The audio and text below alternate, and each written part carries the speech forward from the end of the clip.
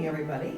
And today we're going to be talking about the Renaissance. We're going to be talking about the Renaissance in terms of antiquity. And I am going to approach it from a little bit of a question of location. Yes, I do live 5 minutes from the front door of the Vatican Museums.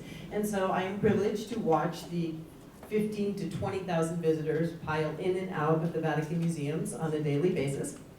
And I find something interesting when you watch them walk through the first halls of the Vatican. The very first things you see when you walk through the Vatican Museums are the ancient art collections. So people are walking through the Vatican Museums, they're strolling around, they're seeing, they're seeing all of these ancient works of art, galleries upon galleries of them, and at some point the question pops to mind, I've been in here for an hour and I haven't seen anything Christian yet. What kind of Christian museum is this? If we have nothing but nude athletes, gods and goddesses, dancing Maenads. So the question that is very logical to ask is, so exactly what does the polytheistic, idolatrous, and Christian persecuting art of the Romans have to do with the church? Or why would the popes, of all people, preserve and collect and display, often at ruinous expense, these works? Are the popes closet pagans? Are they nuts? Is this a case of, I personally object, but? The fact of the matter is, what is it that makes this series of ancient works so important to the 500-year-old Museum of the Vatican?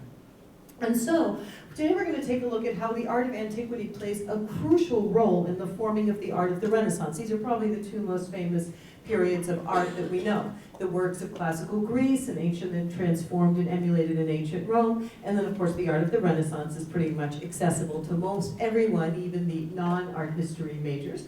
And so what is it? The two have a very intimate connection. The very intimate connection, however, is not just a reprinting. We're not going to be looking at the Renaissance as just a reprisal. The ancients did it. Oh, cool, look, I found this, let's just copy it.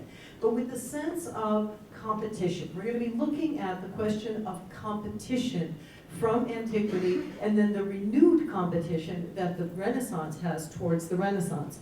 So I'm going to start with something really pretty basic, which is what are the Christians doing in this competition to begin with? Those of you who know your commandments know that the first commandment has this whole little thing about idols, images, things flying in the air, walking on the earth, swimming in the sea. So you're not allowed to carve images of all that kind of stuff. What are we doing with 3.5 miles of museums of exactly that?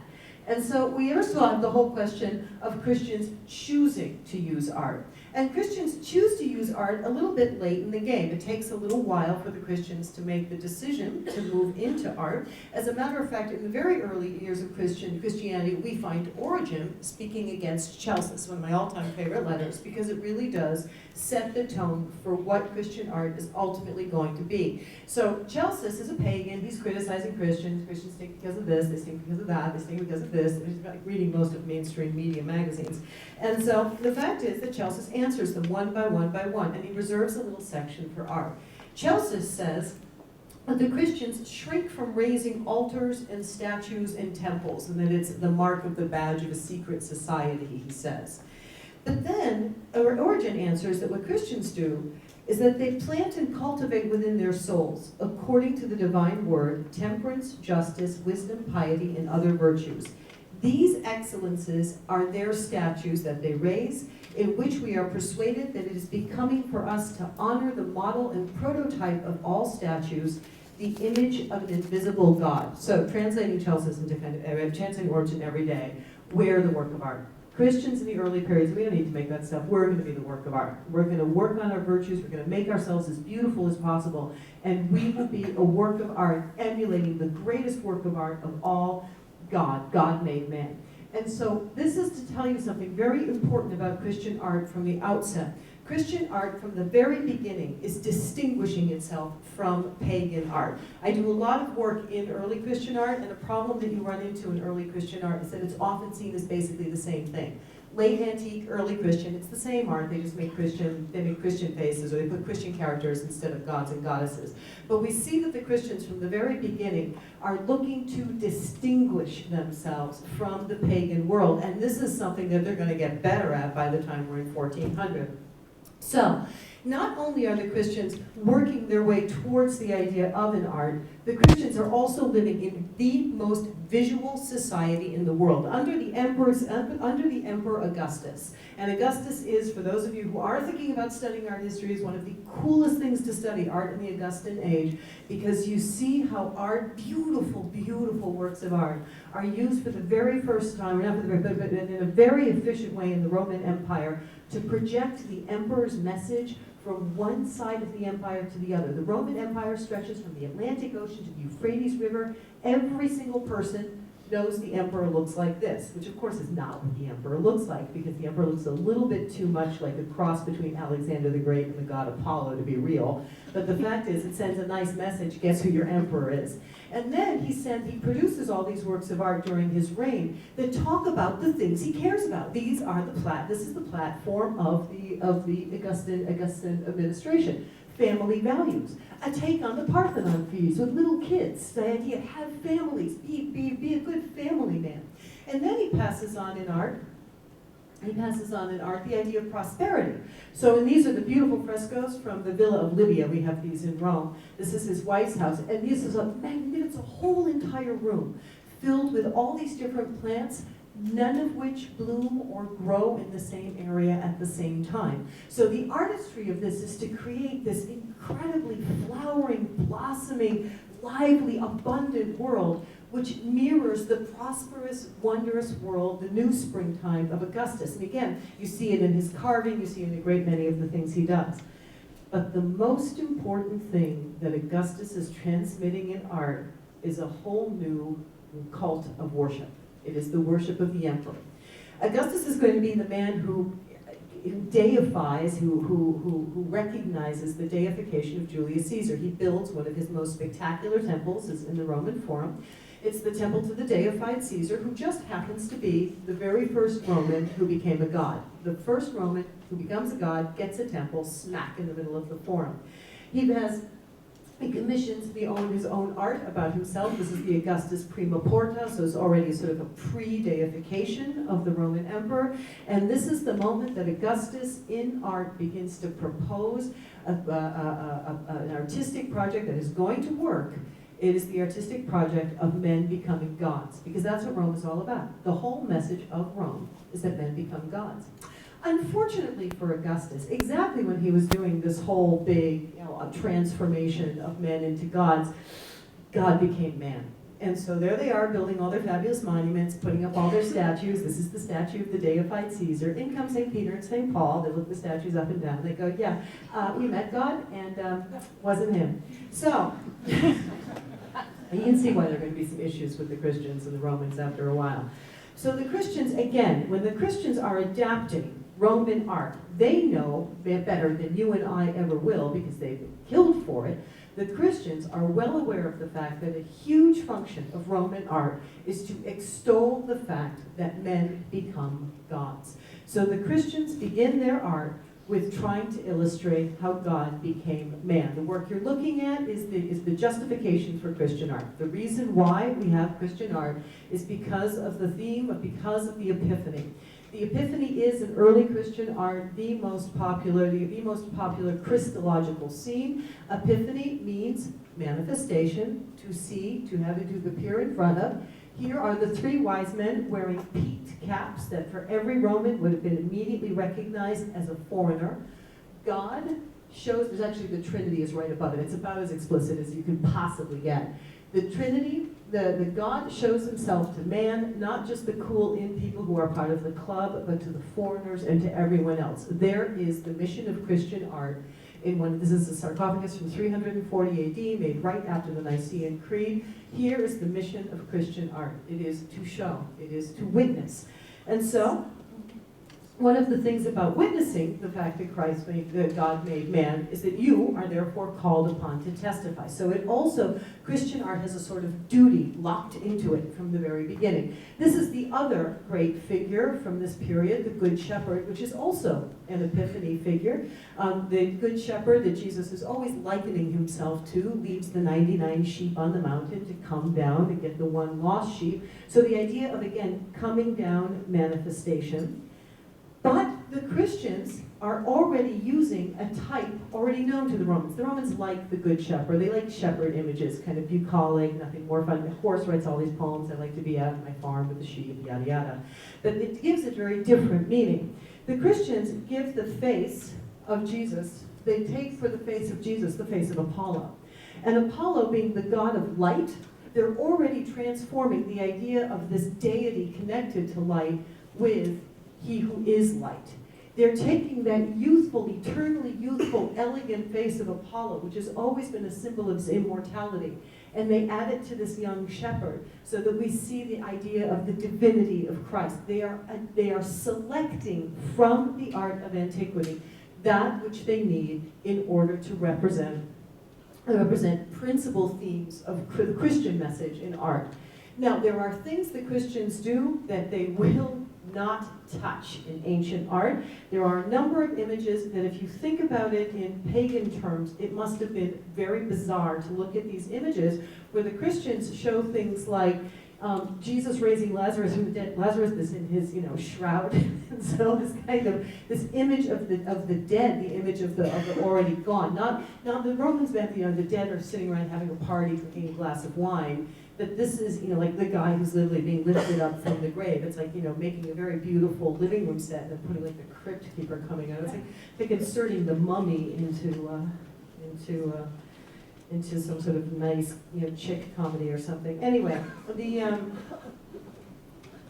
other thing they do that is somewhat shocking is the people who are sick. The Romans, you've got to be kidding me. You're going to put a sick person on a work of art? The twain cannot meet.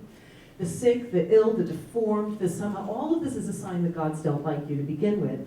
And yet Christianity makes a point of showing these defective people in the eyes of the Romans, not only represented in art, but they're also welcomed and touched by God himself. So first of all, what I'm trying to tell you, from the very beginning, you are looking at the earliest works of Christian art. These sarcophagi date from around 300 to 400. They don't go much later than 400. It's the first time Christians get to make art in a legal setting. They've only stopped being persecuted in 300. They only stopped being persecuted in 313. So we're looking at, I'm trying to make you see from the very beginning how the Romans and how Christian Romans and the pagan Romans, how the interaction between their two art works. Now, one last little thing that I'm going to bring up for future point is this is Daniel over here. He's very, very popular. One little thing I'm going to bring up is nudity, which we could actually do an entire, it sounds very weird, an entire lecture just on nudity in art, which I actually did last week.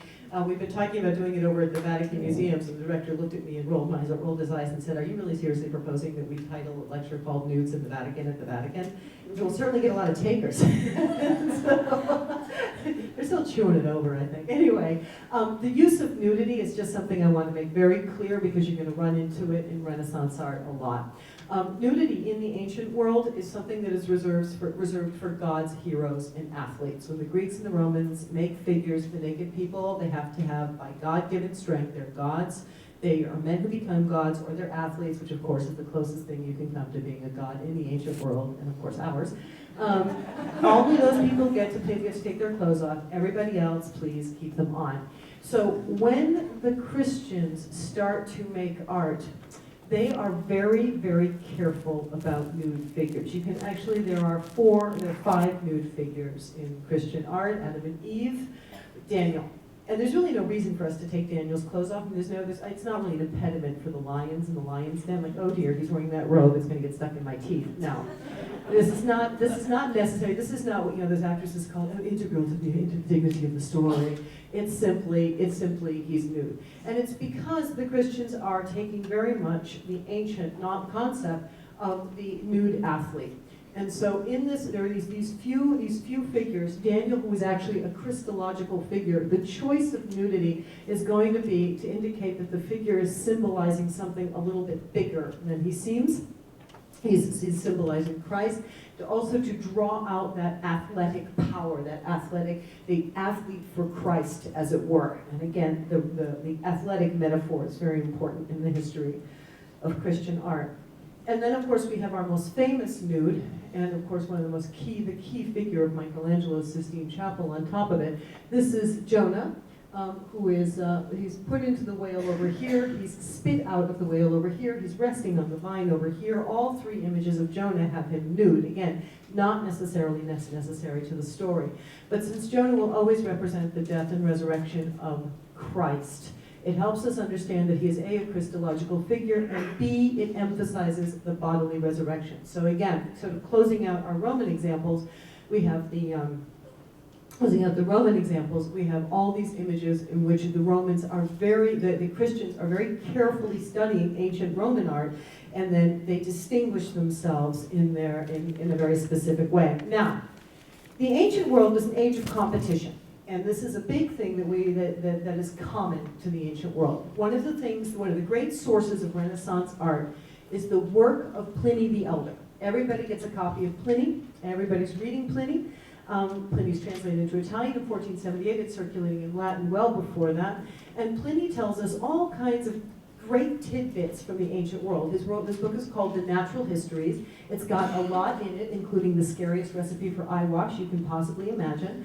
But he also has, it's like a Michelin guide to the ancient world for art historians. It's just an endless source of really cool information for us today and for the people of the Renaissance. And they open it up and they find out the great stories of competition. Pliny tells you about all these famous rivalries. It's kind of like watching the E! Channel today, like who hates who in the music biz, and because starlets hate each other.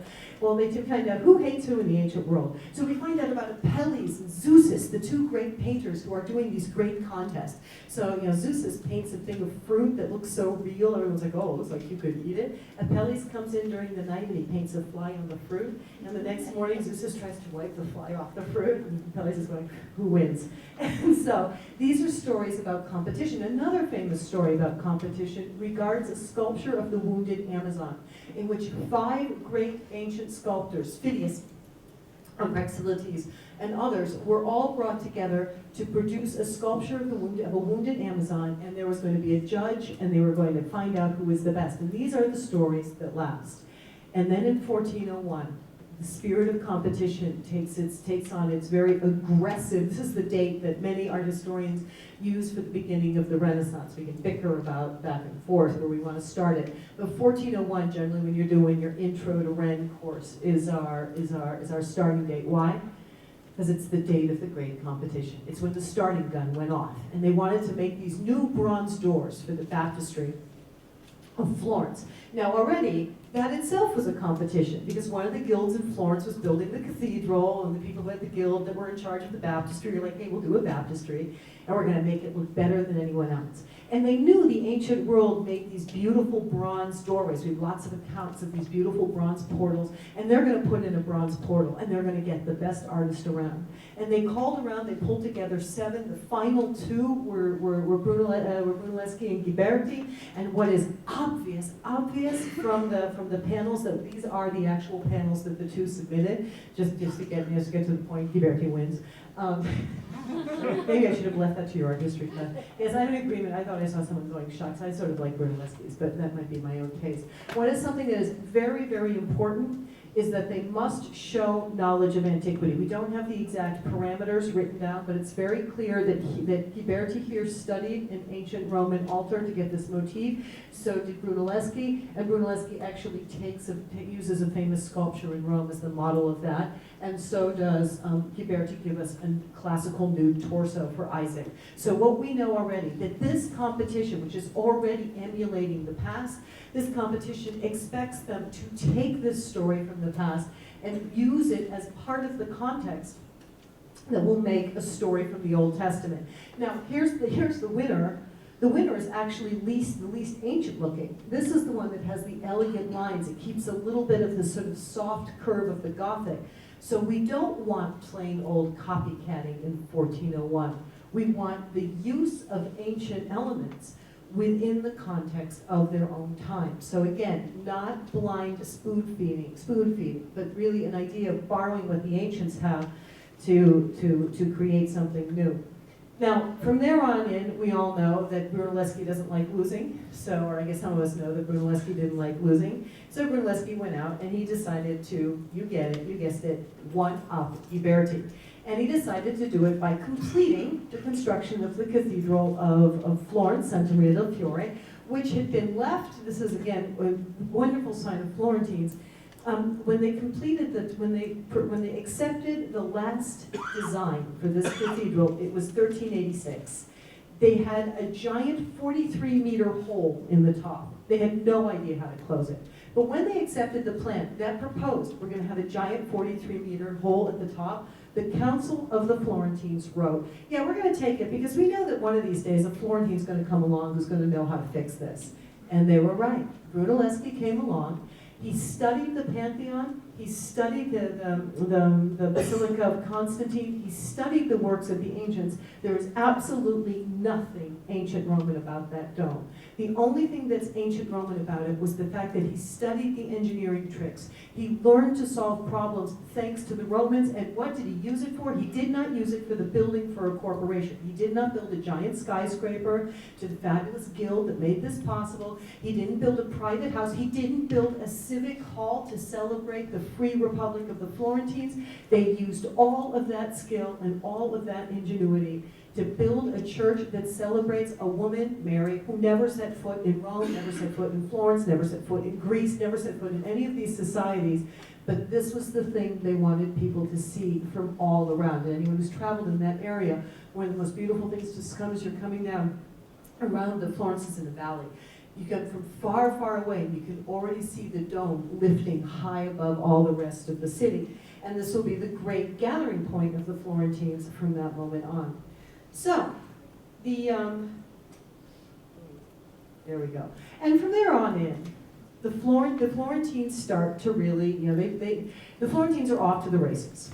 And the Florentines are off to the races with antiquity. And in this magnificent and unique monument called Or San Michele, it's a guild building. So it's a civic building. It's where all the people who are in charge of the different kinds of professions, they all meet in there. Each one has a little office where you pay your guild dues. They have a little chapel because that's just the way it was in that period. And the outside of the building has niches with the statue of the patron saint of that guild. What makes this work so extraordinary is that as opposed to church sculpture, which is always like miles up in front ahead of you, so you're like looking at this at a church sculpture, these things are right above your head. And so you feel like you could touch them. The people who are represented, the saints that are represented in those niches of Or San Michele, you feel like you're just about there. They're examples not only for people's lives, of people who lived and walked the earth and now are raised to the altars, but they're also examples of art in art. These works of art that you could study, you could stand close to, you can check out his toenails. Unfortunately, someone checked out his toenails with a hammer, so that didn't work out so well. But the fact of the matter is that you can check these things out, you can learn, you can be inspired from them. Florence became a giant teaching academy. And when it was time for Donatello, young sculptor, for making a name for himself in 1411, he's asked to do this statue of St. Mark. And what does he look at? He doesn't do the usual Gothic sort of swoopy figure. Everybody else is doing kind of like figures that stand like that. He does something that's drawn obviously and directly from a study of a togate Roman. So he gives the dignity, the gravitas, the majesty of these great Roman figures with their togas that hang in heavy folds, that solidity of these great images of statesmen, things that the Romans had studied long ago. When they made that sculpture of Titus, they were studying how to make this man look reliable, like an important part of the society, who happens to be emperor. He's also, St. Mark also, Donatello also brings back this same positioning of the feet. For the first time, we see the ancient Roman form, an ancient Greek form of contrapposto, one engaged leg, one freestanding leg, and then the reverse symmetry up at the top.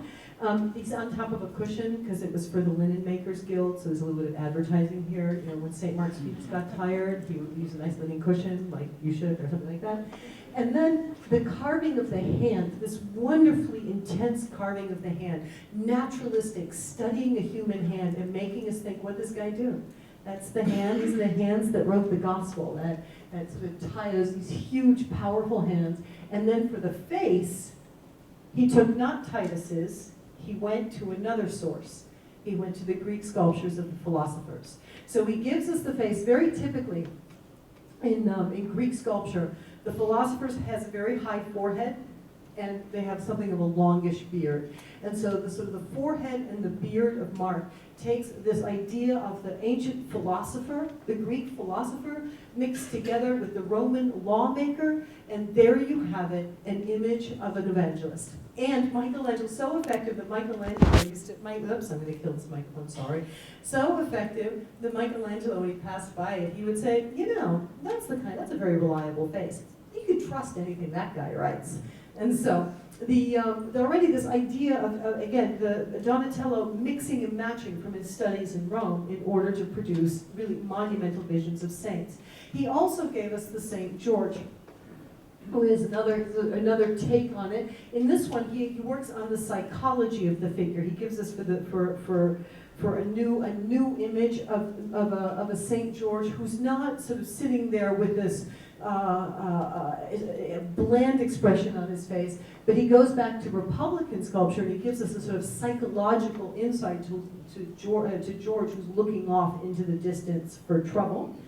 And then we have Ghiberti, who doesn't want to be outdone. So what does he do? He casts the first life-size statue in bronze since antiquity. So what again have we got? We've got Ghiberti competing with Donatello, competing with Brunelleschi. We've got at the same time a competition going on between the work of the ancients. They know that the ancient Romans, again from Pliny, could cast life-size sculptures in bronze in a single piece.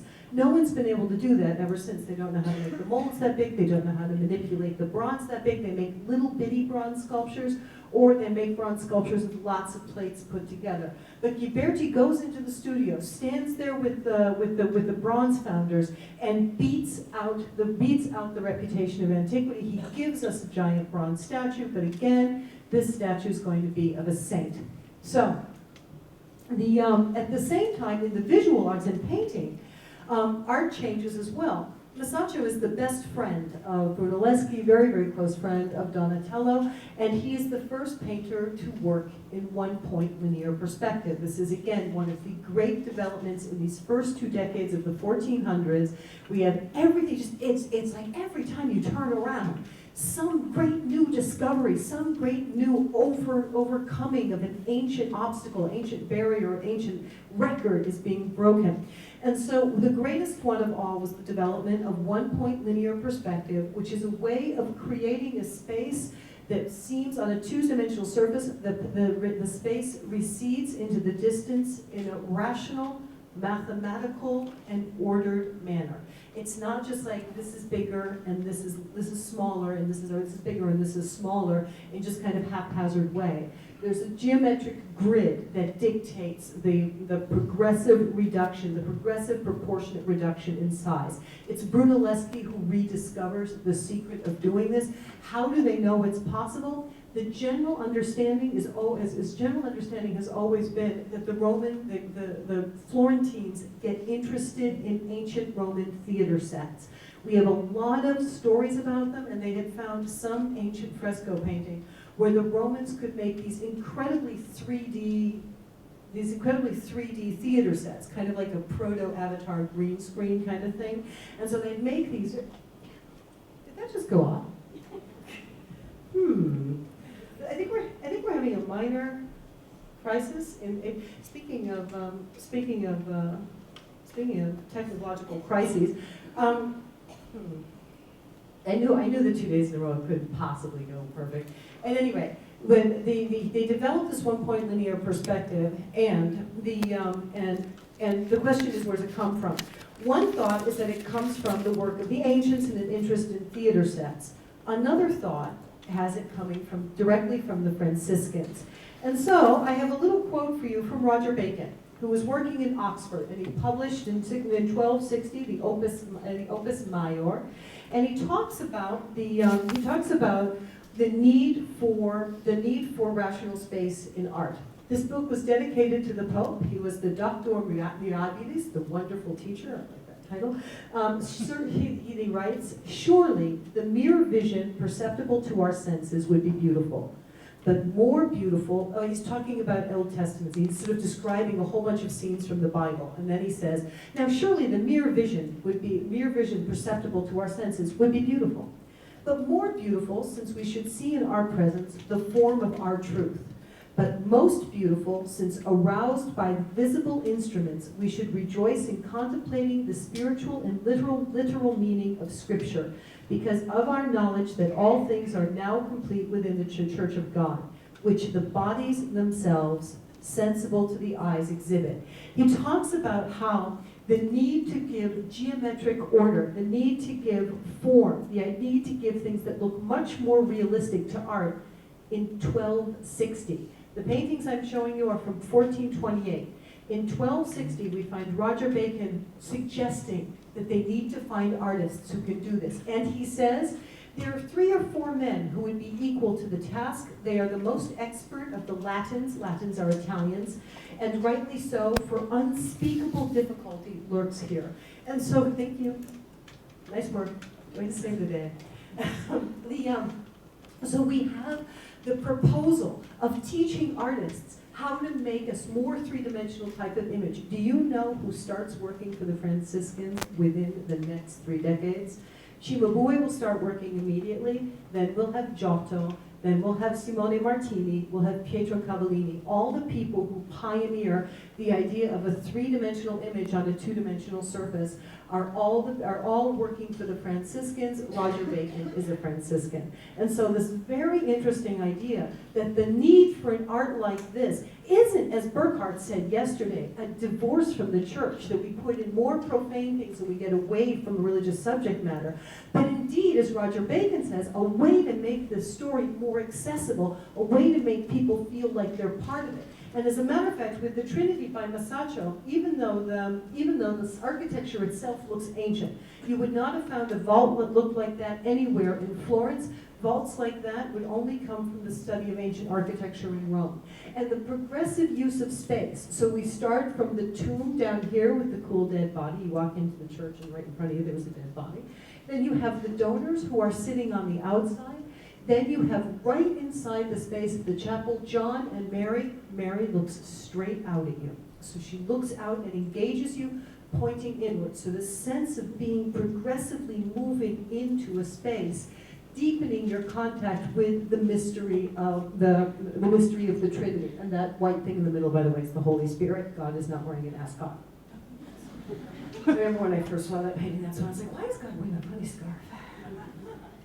And the other great work by Masaccio, which also draws out what Renaissance art is interested in, is the tribute money. This is in the Brancacci Chapel, which is it's the largest chapel in a small church called Santa Maria del Carmine. This is again one of the great seminal works in the history of perspective painting. And the thing is that in this case, he's using 1-point linear perspective, which means that there is 1 point to which all the lines that seem to recede into the distance, all the lines that seem like they're going backwards, all actually converge on 1 point. And the point is Jesus. And so there are 3 scenes going on. This is the man demanding tribute from Christ. This is Peter catching the fish and taking the coin out of the fish. This is Peter paying the tribute man. And so all 3 scenes, because of the vanishing point, because of the common lines, what Masaccio is first able to do is to increase the power of narrative. He can take these 3 scenes, which in other artists, in earlier artists, there'd be something happening here, something happening here, and something happening here, and they don't seem to be connected in a single story. But in the work of Masaccio, they all are connected. There's a line that draws your eye to connect them all, this wonderful solemnity, the seriousness. And then you have the great innovation, which was actually begun by Giotto. It's picked up by Masaccio, and it is a declaration of what Renaissance art wants from you. The use of the figure from the scene from the back is it's invented by Giotto. So that you're looking at a scene, and one person in the scene stands there with his back to you. And what that means is that Giotto, and later on Masaccio, knows you're there. And because he knows you're there, he reminds you that he knows you're there by giving you your position. You're standing a little bit further away than this guy, but this guy is standing right in front of Christ. And you know what that does? That makes you all witnesses. It overtly outs the viewer as someone who isn't standing, we don't know you're there, we're just kind of acting and pretending like we don't know you're there. These are people who know the camera's there, they're playing for the camera, you're watching the camera, and your job is, as witness, to go out and recount what you have seen. The Renaissance art puts a much greater responsibility on the viewer because of this overt recognition that the artist knows you're there. And from that moment on, all the great artists from that era are going to keep working in that period. Now we're going to do a little bit more fast forwarding because basically Masaccio, Donatello, and Ghirlandaio, and again, Masaccio, Donatello, and Ghiberti and Brunelleschi are the ones who make they lay all the great foundation stones. And the artists who will come in the next few periods are perfecting it. They're getting better and better. Fra Angelico, he has this wonderful way of giving you this almost ethereal Mary and the angel Gabriel, that he gives it to you inside an absolutely perfectly perspective space. That space is, you would believe it's an extension of a room, wouldn't you? But then when you look at the figures, and she doesn't look anything like a normal woman would look like. She's got the most incredibly extended torso ever. I mean, she doesn't appear to have any feet. It's not because he doesn't know how to do it. It's because he's showing you there's an intention in his art that he's got to juxtapose mystical. And here's Peter Martyr, with his hatchet in his head over here, looking on. So we got a little, sort of time warp here. You have the mystical side by side with a very, very realistic setting. So as if something like this could happen in your own room. You also have Botticelli. Botticelli, who is worthy of his own lecture in the way that he deals with ancient art, but just taking kind of the most obvious work that he has. Here's the famous ancient Venus of the Greeks. She's written up by Pliny the Elder, the Venus of Cnidos. This was the most famous sculpture of antiquity. There's nobody in the art world, in antiquity and in the Renaissance, who does not know who she is. Pliny tells us that people used to rent boats and they used to drive around the island where she was to see her from all sides as the biggest tourist attraction in the ancient world. Now, Botticelli knows the work. There are a million copies. Everybody had one in their living. It's like Snow White and the Seven Dwarfs or front lawns. In the ancient world, everybody liked to have a Venus. And so Botticelli does his version, which on the surface of it looks like copying. Except for the fact, gentlemen, have you noticed yet that all of the limbs in this woman are dislocated? And that her arms, she'd make a great basketball player because her arms are longer than her legs. And if you reach, she could go, and some of those three-pointers would be pretty amazing. At any rate, she's not a real woman. The weight, she's got no weight, she's got no solidity, she's balanced on the edge of a shell, so at any given moment that shell's gonna flip up and beat her in the back of the head, except for the fact she has no substance. She's not real. And so Botticelli is taking the ancient world, the ancient concept. Venus is always love and desire. He's taking an ancient look at love and desire, and he's putting it into a context, the Neoplatonic context of his own day.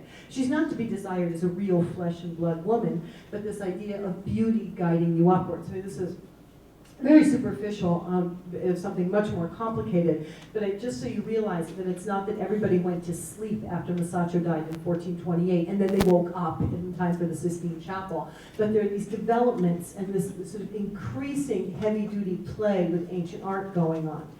And so we get to the era that is really the part that interests me most in this lecture. It is Rome. It is the great moment when Rome steps into the breach. Now, there's been a competition going on all this time from 1300 to 1450, and it's been going on between all the cities in Italy. You have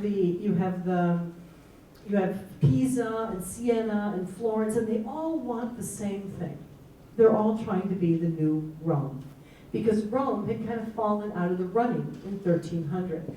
In our race of the Renaissance, the darkest horse was Rome. When everybody else was in the starting gate, Rome was trying to figure out how to get the horse out of the stable. Rome was so far behind because the popes went to Avignon in France for 100 years, totally neglected the city, and the very first thing the popes found when they returned from that was a giant refuse problem, like the one Naples had a few years back. And Pope Martin V shows up in 1425 to a population of Rome that is 20,000.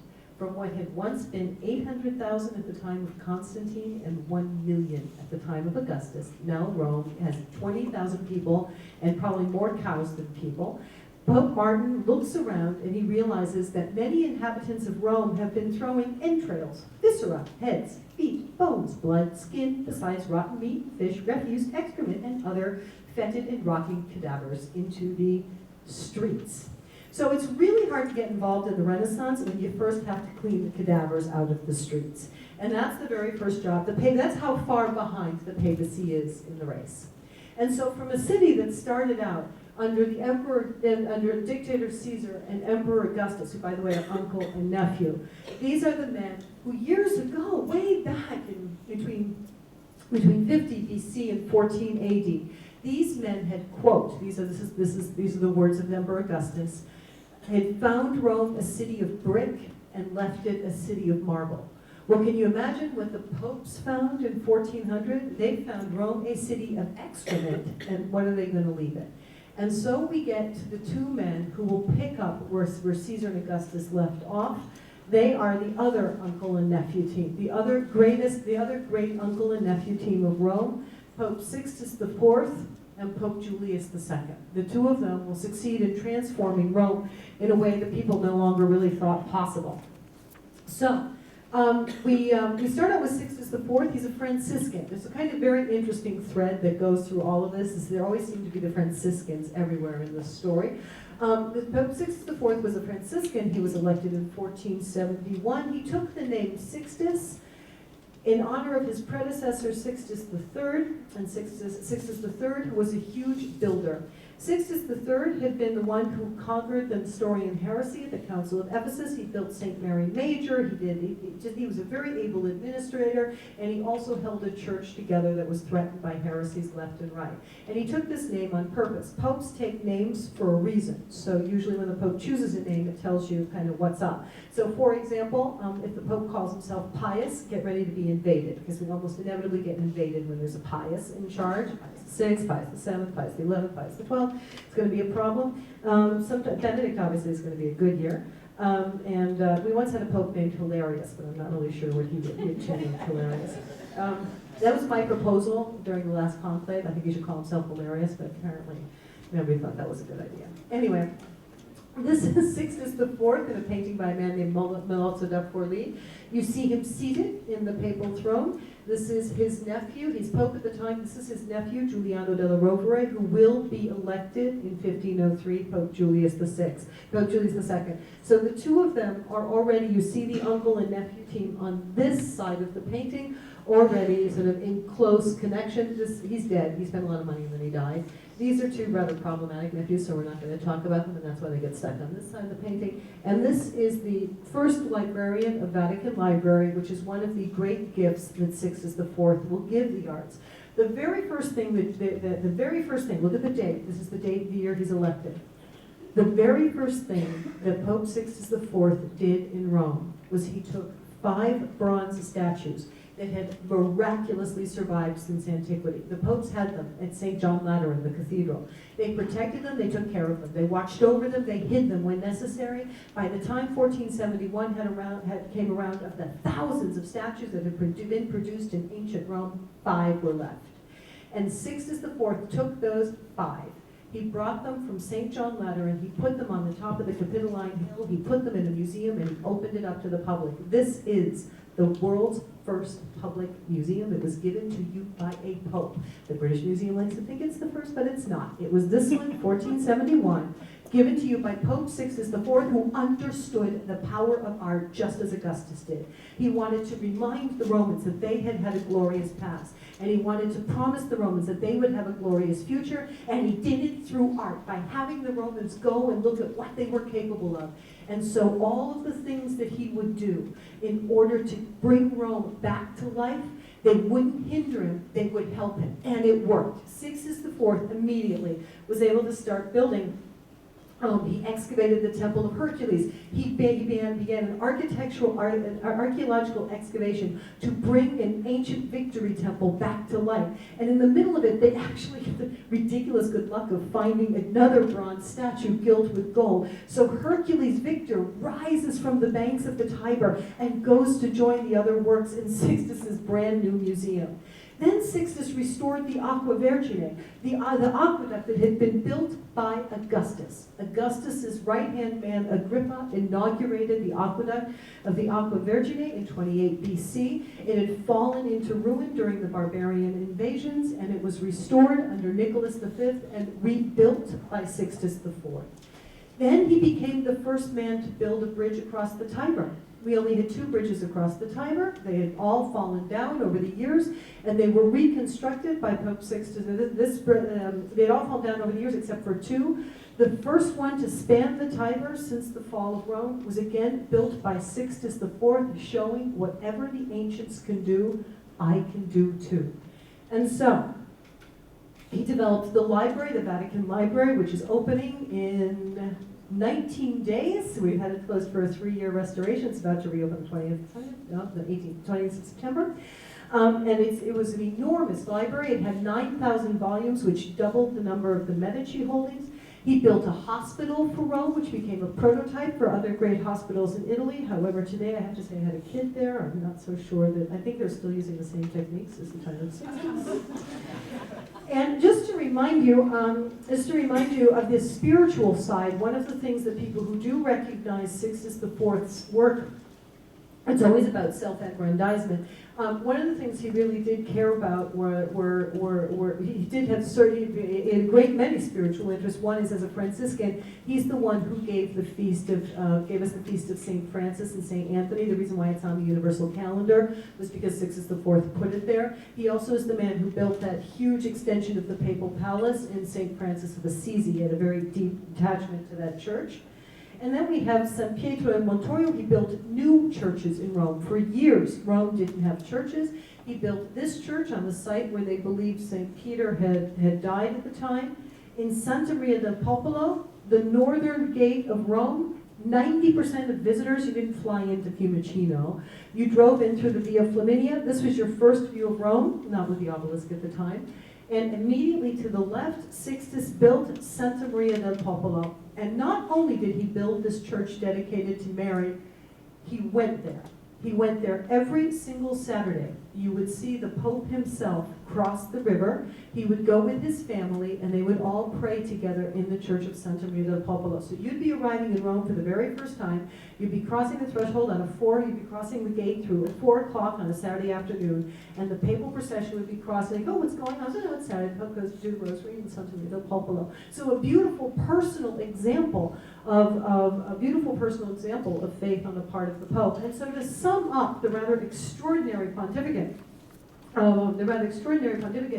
of Sixtus IV, there is his funerary monument, which is really quite, it was done by Antonio Pollaiuolo, and it is very, very new in the history of art. It's a bronze monument. It's enormous. It would occupy this whole entire section of floor, so it is sort of spatially obnoxious. But the fact of the matter is, it has a total novelty. It has the reclining Pope. This is normal. It has virtues: faith, hope, charity, temperance, fortitude. They're all around the outside. But here on the bottom is something no one had ever seen before in a papal funerary monument: the liberal arts. And this is really what Rome was doing. Rome took the liberal arts. You'll find along here, there's also perspective, and this is music and geometry and mathematics and grammar and rhetoric and theology and philosophy, but it also has perspective, one-point linear perspective, the arts. And so on this platform of the arts, rests this man of virtue, this mixing together the arts of the past and the Christian virtues in the monument upon which or under which the Pope slept until basically the end of the Last Judgment. And he had a beautiful reason for why he did all this work. He says himself, when he unveils his great plan for the reconstructing of Rome, he talks about how if any city should be clean and beautiful, which is the one, if any city should be clean and beautiful, said Sixtus, it should be indeed the one which in the capital of the world holds primacy among all others because of the throne of St. Peter. So again, we have this idea of culminating, making even better this ancient city, not as a pagan city, but now it will be the caput mundi of Christianity. And that brings us to his great task of the Sistine Chapel. And that, of course, will be picked up by his nephew. This is the most famous aspect of the uncle-nephew team.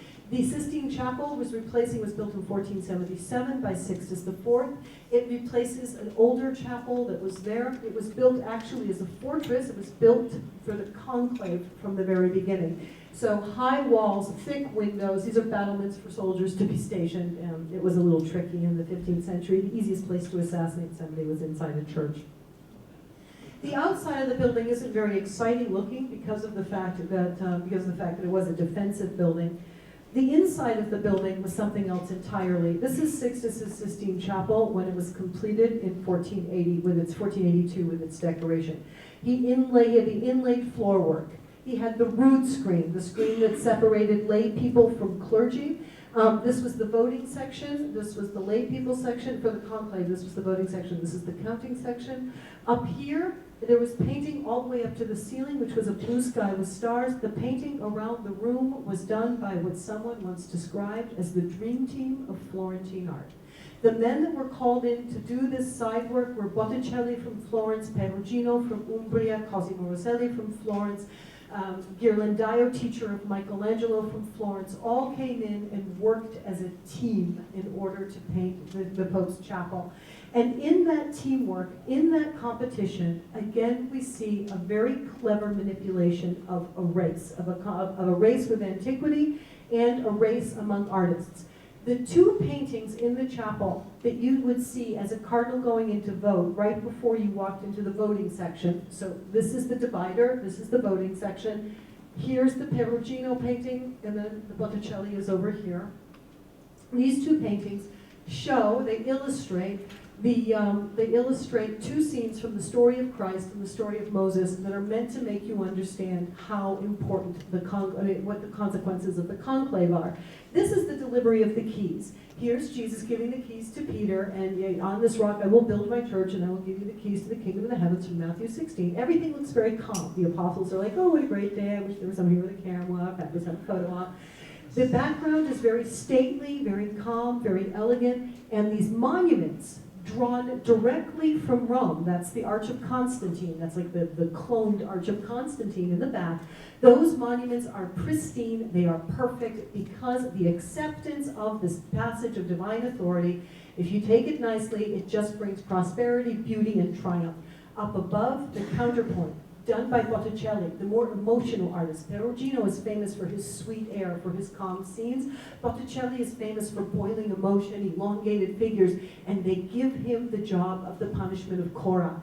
And in the punishment of Korah, we see Moses trying to pass on the rod of authority to Aaron. But the family of Korah complains, saying, well, how come Aaron gets to have it? Why not us? And they decide to have a contest. And they're both going to make a sacrifice. Aaron's going to make one, and the Korah family's going to make another. Aaron makes his. God looks down and says, oh, that's lovely. Did you add rosemary? And then you have Korah, who makes his, and the earth opens, and they fall in. And this is disputing passage of authority. And what do you have again in the background? The Arch of Constantine. Not pure and pristine, but crumbling and ruined. And so using the language of antiquity, using the competition between the two artists, they managed to send a message that is just as telling today when they walk into the conclave, if only they understood it, as it was at the time. I feel like there should be like a little explanation of the room before they walk in, just in case you're wondering what this all means. All right, and then we get to Julius II. And Julius II, of course, is our poor maligned pope. I'm afraid most of you, if you know him as the warrior pope. So basically, in his 70s, he used to like to get up on his horse and ride into battle. That's a tiny bit problematic in his history. He is a man who's not going to be known for a tremendous spiritual wealth of the church. He wasn't a very spiritual man. He knew it, and he had the good sense to not touch church dogma. He didn't bother to give us any kind of doctrinal lessons because he didn't feel qualified to do it. He didn't bother to change anything. He just left things as they were. And he realized there was one thing he could give to the church. And surprisingly enough, this very worldly man managed to give one of the greatest tools the church has in our modern age. And he started out by finishing everything his uncle started. So first of all, like a good Augustus, coming in after the death of Julius Caesar, he built the Via Julia. The Via Julia heads all the way down along the area by Campo dei Fiori, and it ends up right by the river. And it ends up by the river through that arch by the Piazza Farnese. If you turn right, you'll run into the Ponte Sisto. So his uncle built the first bridge, and Julius built the 2 roads that would lead to his uncle's bridge. So clearly in the urban setting, talking about picking up where the other one left off. He also gave us in Rome the most extraordinary connection of ancient art. When I talked about the ancient art at the very beginning, the reason why the Vatican has such an incredible impetus, such an incredible nucleus of ancient collections is because of Julius II. In the courtyard of his private palace, this was at the time, it was just a recreational palace, he took the Apollo Belvedere. This is a sculpture he had purchased for his own house. He had a place in Frascati. It was in his own garden near the Piazza Venezia. He took it from his own garden. He did not leave it to his daughter. He had a daughter. He didn't leave it to his daughter's family. He gave it to the Vatican so that they would have a great work for posterity.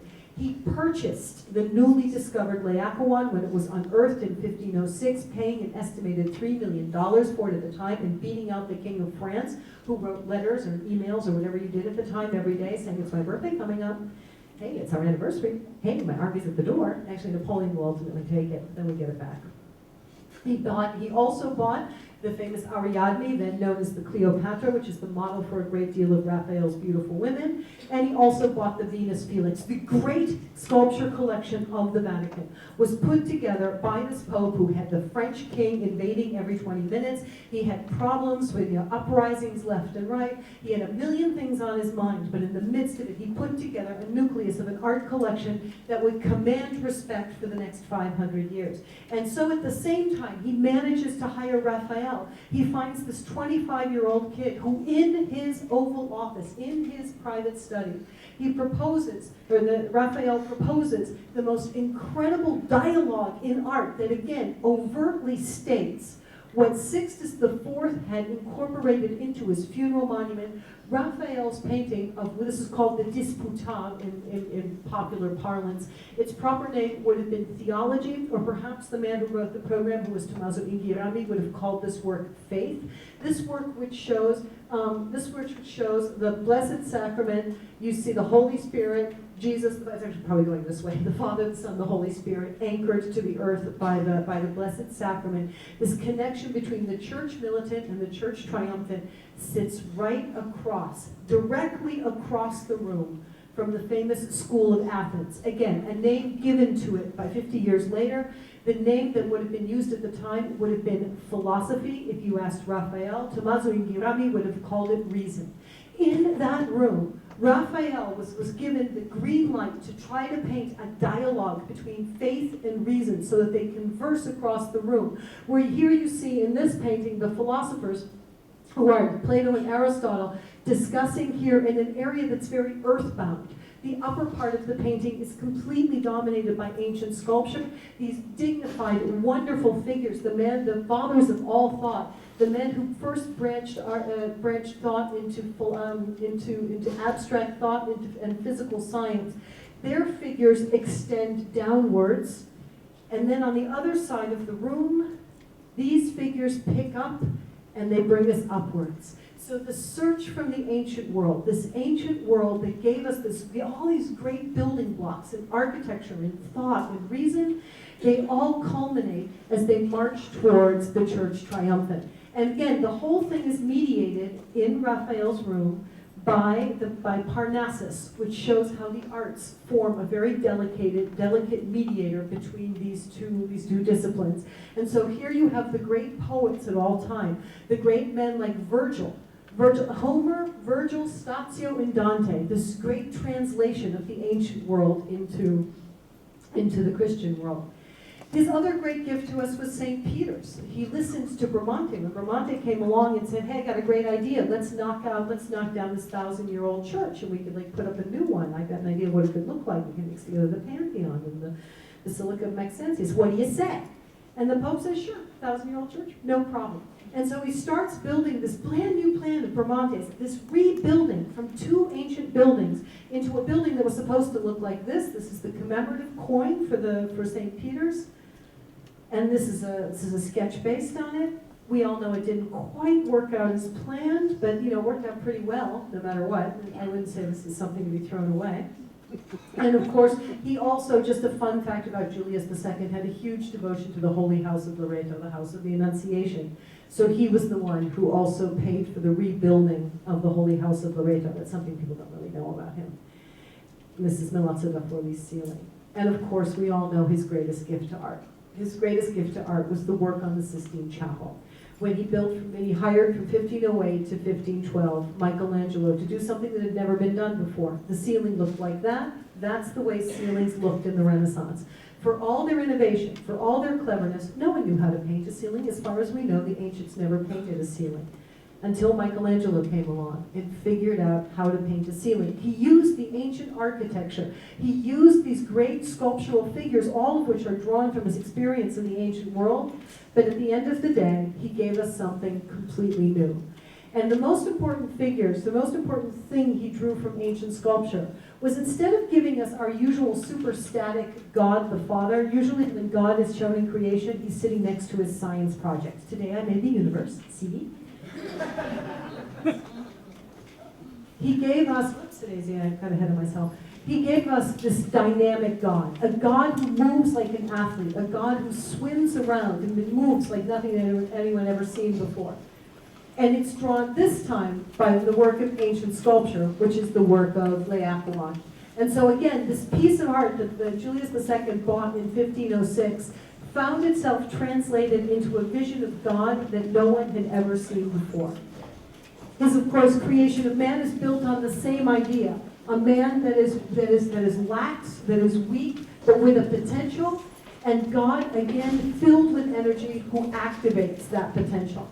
And all of this boils down to one thing. We have a Sistine Chapel. We have a series of ancient sculptures that people had never seen before. We have people of ancient sculptures that people had never seen before. We have Raphael working in the Raphael rooms. We have this incredible body of ancient art, which not only glorifies the story of the Christian faith, it also forms a platform of dialogue. And this, at the moment, is my favorite painting. It's not a particularly good painting. It's not a particularly well-executed painting, but it tells you the potential of the work that these popes did and that the church did. Here you have a picture of Pope Pius VI at 1780. And he's standing next to Gustav III of Sweden. And Gustav III of Sweden is a Protestant king who has absolutely nothing to say to the Pope on a political level. We have nothing in common in politics. But there is one thing that they can talk about, and it's art. This is Pius VI, who is acting as tour guide. He's in that Pio Clementine Museum, walking around, showing his Laocoon, and both men can form a platform of dialogue, a platform of friendship based on the mutual admiration of art. The next week, the Pope Benedict XVI is on his way to England, where he's going to be greeted in a way that we're all trying to figure out what. But what not many people realize is the Vatican sent ahead a number of its finest tapestries to sit next to the tapestry, to the drawings for these tapestries in England. So he sent ahead of him this wonderful vision of the best of the art of the Vatican, a free open show to the public and the V&A, again, trying to create a platform of dialogue through beauty. And of all the people, again, Benedict XVI always seems to have a couple clever ideas about art. And when he talks about the collection, and he spoke to the Vatican Museum's, staff in 2006. And I just want you to see how he sees Laocoon. I will now highlight a truth that is inscribed in the genetic code of the Vatican Museums. That is that the great classical and Judeo-Christian civilizations are not in opposition to each other, but converge in the one plan of God. This is proven by the fact that the distinct origins of this institution date back to a work that we might well describe as profane, the magnificent sculptural group of Laocoon, but which in fact inquires its fullest and most authentic light in the Vatican context. It is the light of the human creature shaped by God, of freedom in the drama of his redemption that extends between heaven and earth, flesh and spirit. It is a light of a beauty that shines out from within the work of art and leads the mind to open itself to the sublime, where the creator encounters the creature made in his image and likeness. Thank you.